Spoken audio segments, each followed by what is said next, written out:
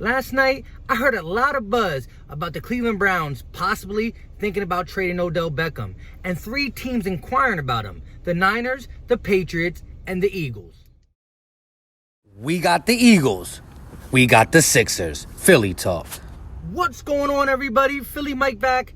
And about that trade rumor, I did as much research as I can. I looked around to see if it was a couple sources. The only source I found came from a guy named Dan Cilio or something along them lines. He was defending as much as possible. I don't know his credibility. He doesn't seem like someone who just be making stuff up, but he doesn't have too much pull in the Eagles organization. So I'm going to take it with a grain of salt. It's good to hear. I don't know how true it is for a couple reasons. I just don't see a picture where the Cleveland Browns hit panic that quick. Yes, they're doing worse than what they were supposed to do this year. Yes, they got a lot of high expectations and they're not meeting them. Baker Mayfield's all through the media. So all that stuff could possibly be a reason why, but I don't see them giving up everything they gave up for him in the offseason and just pulling the trigger that fast. Freddie Kitchens does something like this, or upstairs does something like this, and it backfires. That could be their job. So I just don't see it, to be honest. I really don't. But who knows? Who knows? And at the end of the day, if it is true, I'm definitely considering it. I know we need a corner. But right now, Jalen Ramsey's off the table. Chris Harris Jr., there's no talk right now for it. So if we can't get a corner, what the next best thing is to make sure our offense is so powerful that we can win the shootouts, like the Kansas City Chiefs. The Kansas City Chiefs defense allows 30 points a game, but Mahomes put up 40, and that's how they win.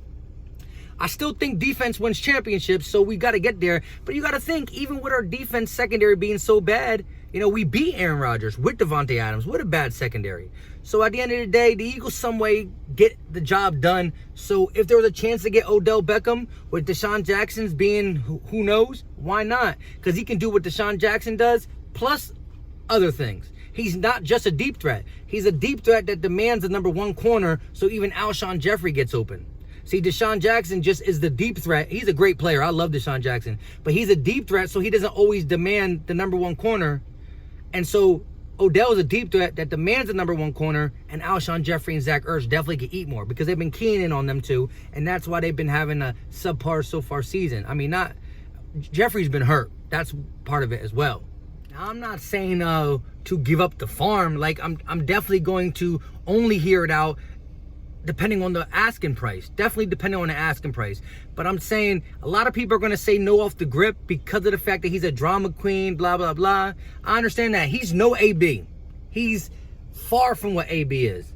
And if you think about it, since he's been with the Cleveland Browns, he hasn't been nowhere near as bad as he was with the New York Giants. He has been nowhere near as bad as he's been with the New York Giants.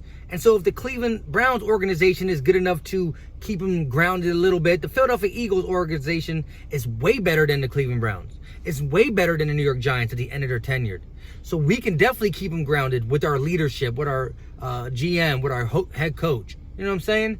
So I think that kind of nips that stuff in the bud. And plus, anybody that can throw down on the field deserves a little bit of ha-ha, he-he. You know what I'm saying? Simple and plain. A lot of people are talking about our offensive struggles. Yeah, we're struggling a little bit. I think it's more certain play calling, not all play calling, but certain play calling and penalties. Penalties been killing us. We be starting drives like 2nd and 15 a lot. We can't be doing that. We the number 1 team on 3rd down efficiency. If we're number 1 on 3rd down efficiency, but our offense is struggling, it's because of 1st and 2nd down. And I guarantee you, we have 2nd and long. We have too many 2nd and longs that our drives get stopped. But when we do get to 3rd down and it's manageable, or any 3rd down, we the best team in the NFL on 3rd downs. I've never really heard the team being the best team % on 3rd down having an offense that's in the 20s. You know what I'm saying? It's real hard for me to even think about that. How our offense is ranked in the 20s, but we're number 1 on 3rd down.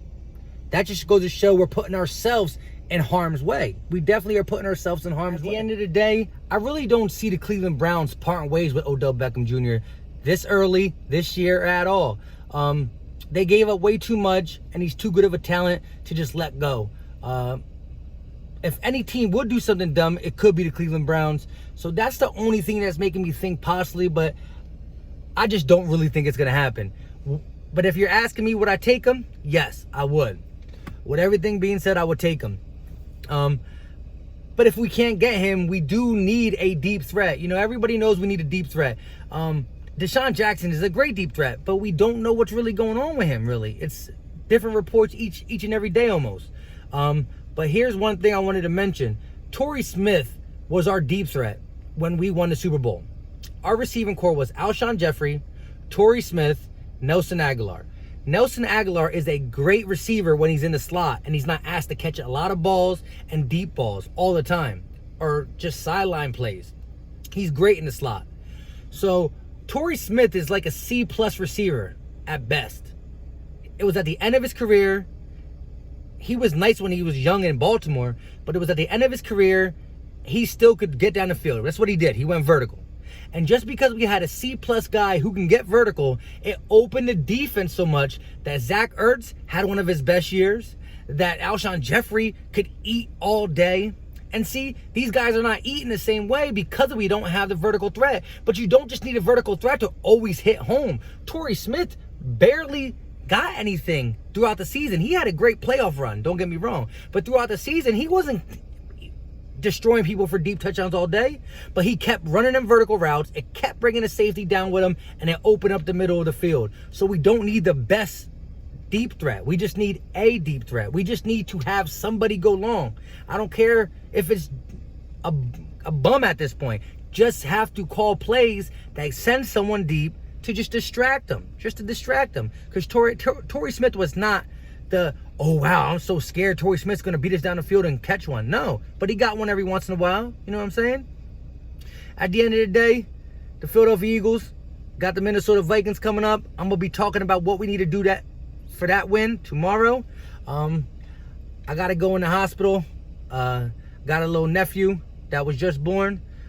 So like this video, share this video. If you're not subscribed, subscribe, and we out.